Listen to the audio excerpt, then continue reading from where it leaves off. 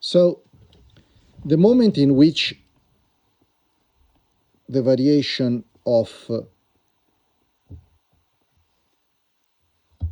product of the demand of product 2 changes, whether something happens to product 1, tells you that these two goods are related.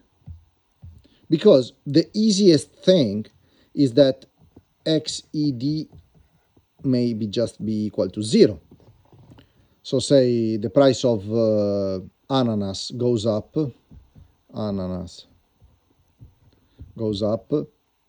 but Volvo doesn't feel anything, stays put.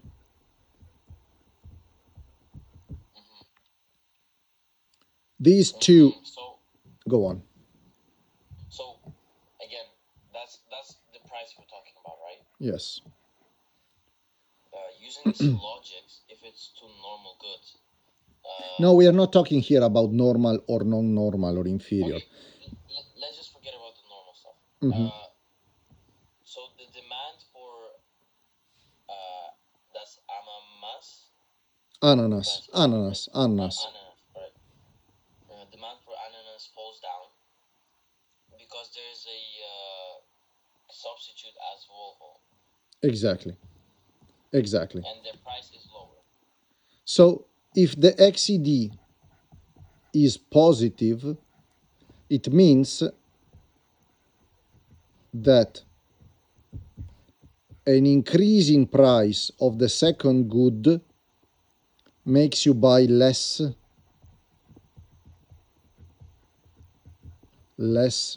good one.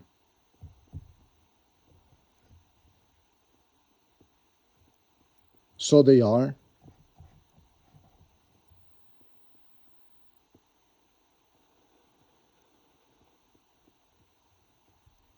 more. Oh, sorry, I was speaking there.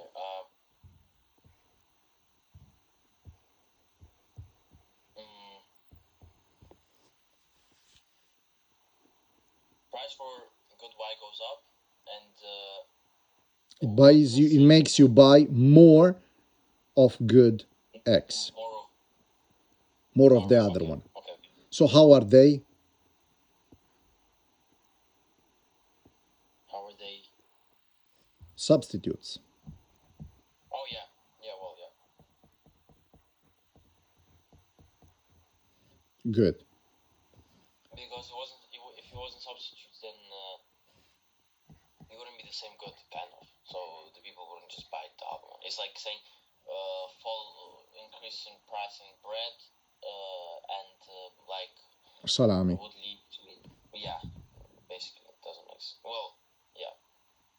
So PY goes up means QX goes down. This so means it's like just complements. Okay. So that's all right. Okay.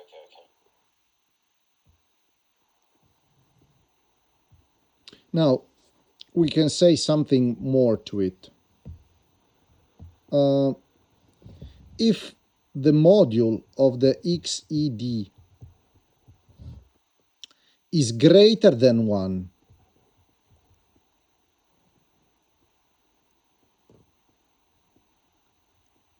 we say that there is a strong relationship.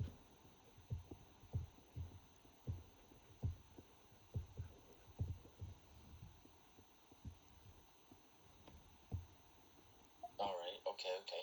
So price of good X doubles, the quantity of good Y gets to less than half. This is a strong correlation.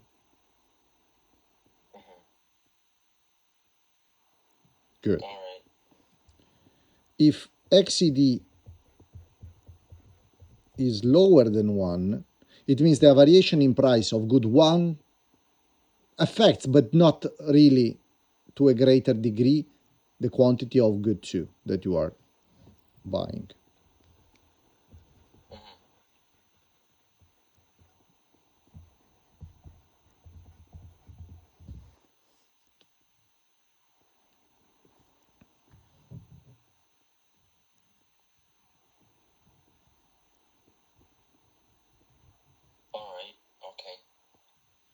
Now let's go back to our case. If the XED is 2.3, what type of relation is there here?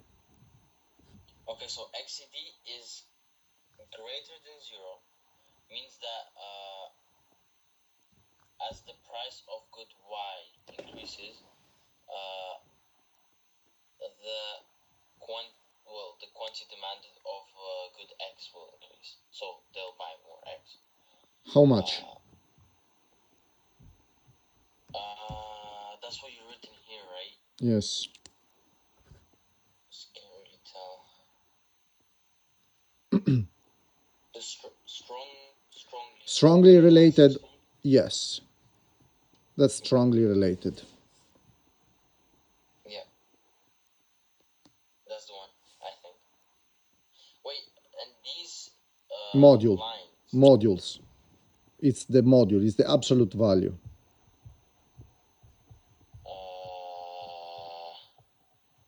Okay, let me get to math here. So the absolute value of a number is its value except the sign. So the module of 3 is 3, the module of minus 4 is 4. Okay. So the module of minus 4 is greater than the module of 3. Okay, so this is also super important then. It is.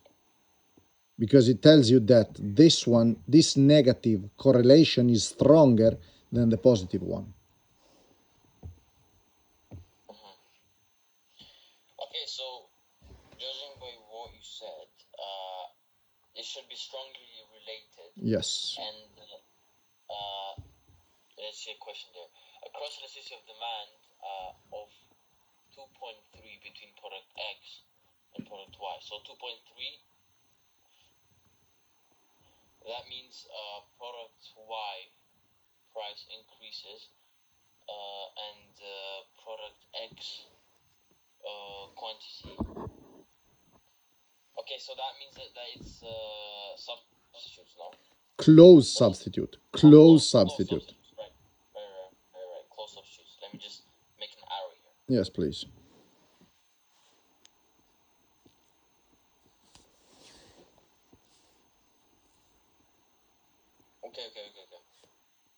Okay. So close substitutes it is, yeah.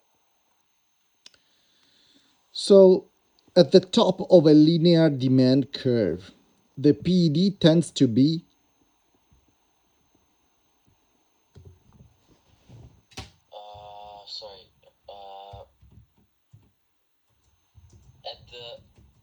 at the top of the linear demand curve. Yes. PED tends to be. So at the very top, as I recall, it's more inelastic. So how is the PED gonna be? It's gonna be smaller than 1, which is inelastic, which is D in this case. Well, it is elastic at the top of the curve. Oh, okay. Why is that? Well, on a straight line, the slope is constant, right? Yeah. But the elasticity changes along the curve because a change in price on the y-axis changes at every point. So at the top of a linear curve, you have high price and low quantity. So a small change in price is a small change in P, but the absolute change in the quantity is very large.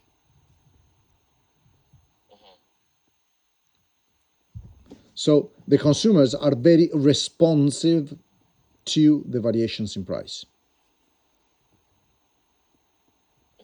Hence, the PED is greater than 1, which means it is elastic. Yeah. Just remember that it is reversed to the math thing. So the math thing tells you that if this is unit, this is infinite, although it was supposed to be 0. Well, it doesn't matter. And this is 0, although it is supposed to be infinite under the mathematical point of view. So greater than 1 tells you it is here. Because it is exactly the opposite. Right. Why didn't I think? Yeah. Okay. So it's not really on the curve. It's gonna like On the if you're top at of the curve. Top. So like here. Mhm. So if we had price here, quantity here, would have something like this.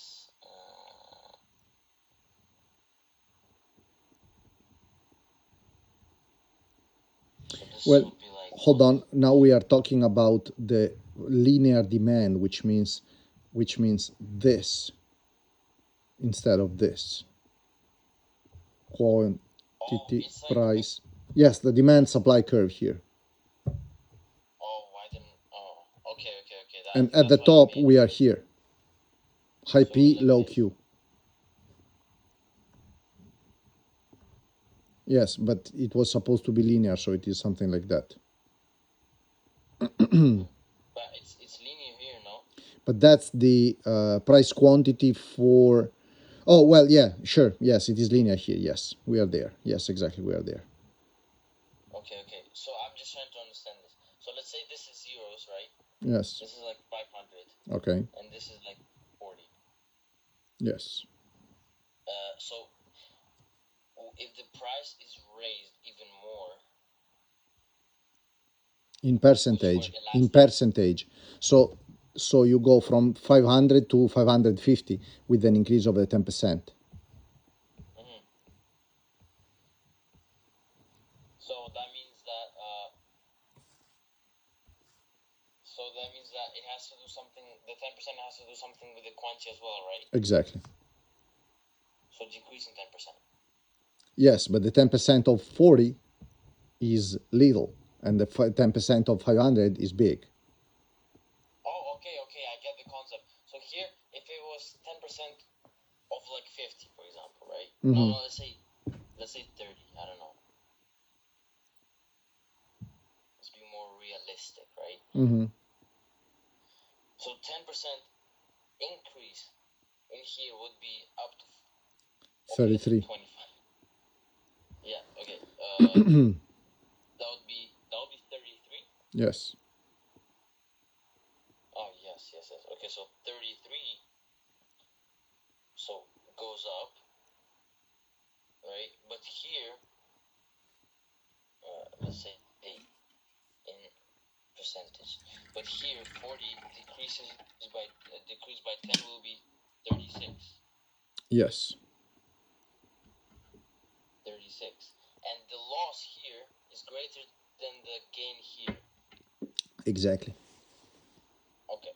So when you multiply the two, the total revenue Do you goes think zero. Go on. Do you think I can answer one call? Yes, please. Yes, please. We are. I think you have history right now or another lesson, isn't it? Yeah, I have a different lesson. Okay, right just now. let's quickly have a look at the Q5. Yes. Let's do that. Q5. Which of the following is most likely to make demand more elastic over time? Yes. So more elastic means that if the price increases, the quantity Yes, catastrophically changes. Yes. Consumer find more. Okay, the good becomes more addictive. That makes no sense. That's the opposite. Consumer finds more substitutes. Interesting. Consumers' income fall. Also interesting. The price of complements rises. I think the last one. I think the last one could be it. You know why? Go on. Sorry? Go on. It's because we looked at this example today of gas after the whole thing with Russia and Ukraine happened. The gas prices went through the roof in the UK. I personally experienced it, and my teacher was also experiencing it.